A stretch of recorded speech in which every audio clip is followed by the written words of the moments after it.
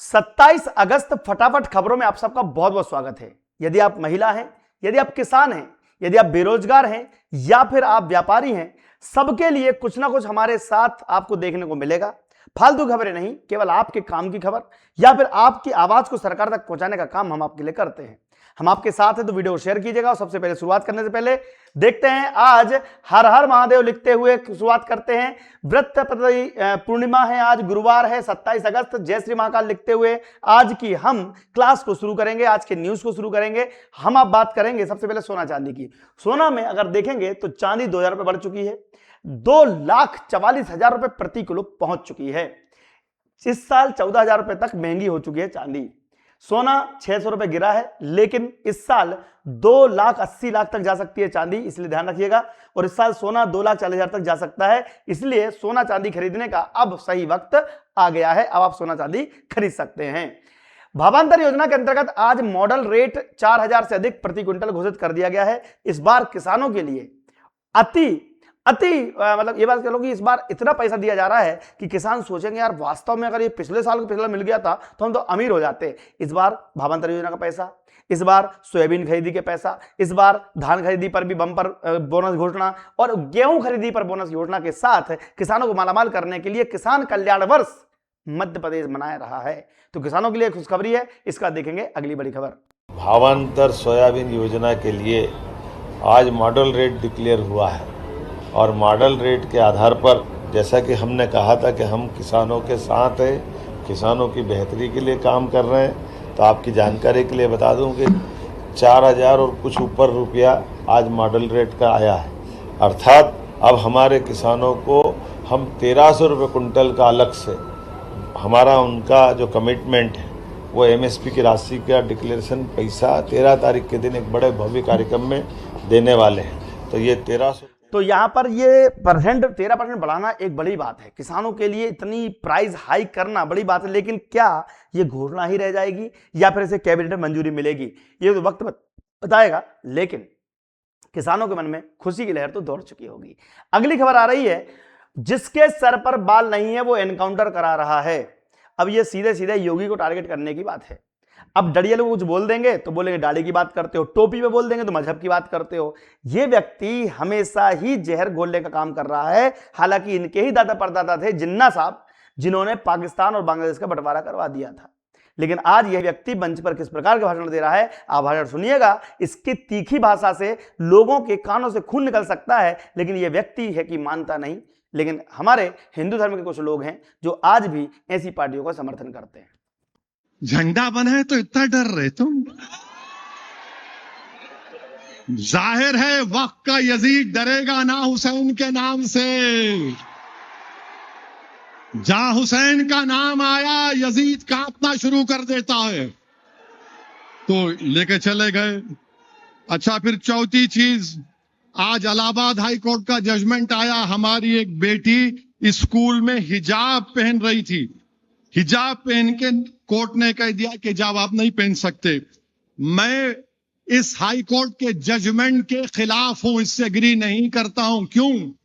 क्योंकि Sabarimala case supreme court में चल रहा है और Supreme Court reserve for judgment है। इलाहाबाद हाई कोर्ट के फाजिल जजेस को अपना जजमेंट रोकना चाहिए था।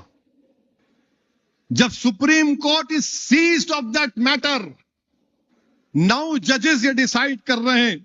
क्या डिसाइड कर रहे हैं? कि एसेंशियल क्या है, what is essentiality, what is essential, और फिर क्या रिलीजियस जो हमारी इबादतें हैं वो भी प्रोटेक्ट करेंगे नहीं करेंगे। और ये कहानी चल रही है। कुल मिलाकर आप देखेंगे कि जिसके सर पर बाल नहीं वो एनकाउंटर कराएगा। ऐसी भाषा अगर कोई उपयोग कर रहा है तो योगी इतना ध्यान रखना कि भैया अगर तुम्हारे ऊपर पीछे पड़ गए तो भागने के लिए जगह नहीं मिलेगी। ओवैसी साहब ध्यान रखिएगा, यहां पर मजहबी नारे लगाने की कोई आवश्यकता नहीं है।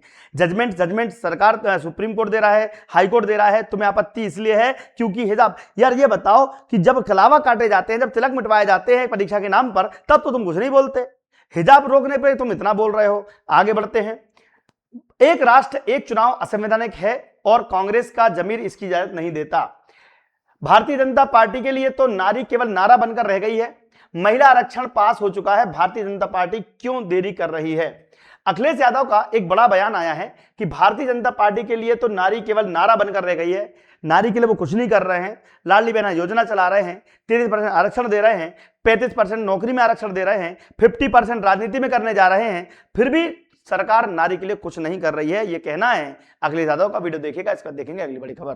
भारतीय जनता पार्टी के लिए तो नारी केवल नारा बन करके रह गई है। आज के दिन हम कहना चाहते हैं, यहां जितनी भी हमारी महिलाएं बहनें बैठी हैं वो जानती हैं कि महिला आरक्षण पास हो चुका है। भारतीय जनता पार्टी क्यों देरी कर रही है, उसको अगले चुनाव में लागू किया जाए। जब रक्षाबंधन के त्योहार पे आप बस चला रहे हो और भी योजनाएं लागू करने का बहाना कर रहे हो, तो ये भी सच बोल करके महिला आरक्षण लागू करने का भी काम किया जाए। अब महिला आरक्षण लागू करने के लिए तैयारी तो पूरी चल रही है, लेकिन महिला आरक्षण का बिल ही पास नहीं होने दिया गया सदन में, ये आपने भी देखा होगा। आज मामा ने एक बयान दिया कि कांग्रेस का संविधान बता रही है, आखिर क्यों, जबकि इनके समय में कम से कम 25 साल तक एक समय में एक ही चुनाव विधानसभा लोकसभा एक साथ होते रहे हैं, लेकिन अब करने से क्यों मनाही हो रही है। वीडियो देखिएगा, इसका देखेंगे अगली बड़ी खबर। मैंने चिदंबरम जी का वो बयान पढ़ा कि एक राष्ट्र एक चुनाव असंवैधानिक है और इसको लागू करने का कांग्रेस का जमीर इजाजत नहीं देता। आप किस जमीर की बात कर रहे हैं? एक राष्ट्र एक चुनाव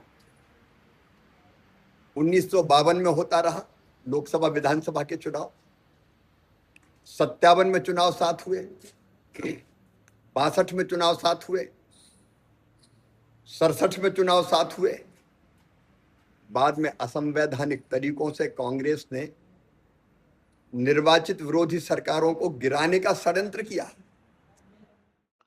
तो ये कहानी है कि 20-25 साल तक तो कांग्रेस खुद करवाती रही चुनाव, एक राष्ट्र एक नेशन एक इलेक्शन, लेकिन आज ऐसा हो रहा है कि ये दो प्रकार के इलेक्शन, इससे बोझ बढ़ रहा है, ऐसा कहना है भारतीय जनता पार्टी का। लेकिन रक्षाबंधन की खुशखबरी देखो आप।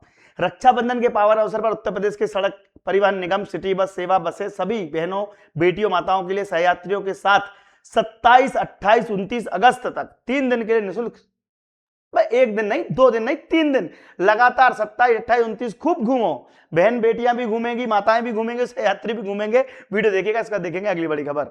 रक्षाबंधन के ठीक पूर्व लोकमाता अहिल्याबाई होलकर के नाम पर संचालित होने वाली बस सेवा, जिसमें 27, 28 और 29 इन 3 तिथियों पर हर बेटी, हर बहन, हर माता को फ्री में बस सेवा की सुविधा प्राप्त होगी, एक सहयात्री के साथ। तो देखिए, अब यहां पर 3 दिन तक फ्री सेवा देने का क्या पर्पस है, आप सोचिएगा। एक दिन फ्री दे दो, ठीक है, समझ में आता है, लेकिन आगामी समय में यूपी में आ रहे हैं चुनाव। अब महिलाओं के लिए 50,000 रुपए की किस्त बांध दी है, 20,000 पहले मिल जाएंगे, 10,000 रुपए 3 बार तक मिलते रहेंगे। ऐसे ही आप देखोगे यहाँ पर बसें भी निकल जा रही हैं। कुल मिलाकर जो भी है जनता के तो हित में ही है, जनता को तो फायदा ही मिल रहा है, नुकसान तो कहीं भी नहीं है, क्योंकि और सरकार आएंगी पता नहीं क्या करेगी। लेकिन हाँ, अगर आप लोग चाहते हैं रक्षाबंधन का लाभ लेना, तो हम भी आपके लिए लाभ दे रहे हैं। नए और सेवारत शिक्षकों के लिए मात्र 699 में कोर्स मिल रहा है। समाज विज्ञान वर्ग 2 वर्ग 3 सब मिल रहा है, रोजगार सहायक मिल रहा है। लेकिन इस कोर्स पर वर्तमान में छूट चल रही है, DSA 30। अगर आप ये कोड लगाएंगे, अगर ये कोड अप्लाई करेंगे, तो आपको हर एक कोर्स पर 30% का एक्स्ट्रा डिस्काउंट मिलेगा रक्षाबंधन के लिए। तो हम भी आपके लिए कुछ ना कुछ फ्री दे रहे हैं, और फ्री टेस्ट दे रहे हैं, फ्री PDF दे रहे हैं, बहुत कुछ दे रहे हैं। तो आप लोग ये सारे कोर्सेज ले सकते हैं दीप्ति सिंह एकेडमी की एप्लीकेशन से। तो आज ही डाउनलोड करें दीप्ति सिंह एकेडमी और घर बैठे तैयारी करें, अपने बच्चों का अच्छा भविष्य करें। वीडियो शेयर करें। धन्यवाद। जय हिंद, जय भारत।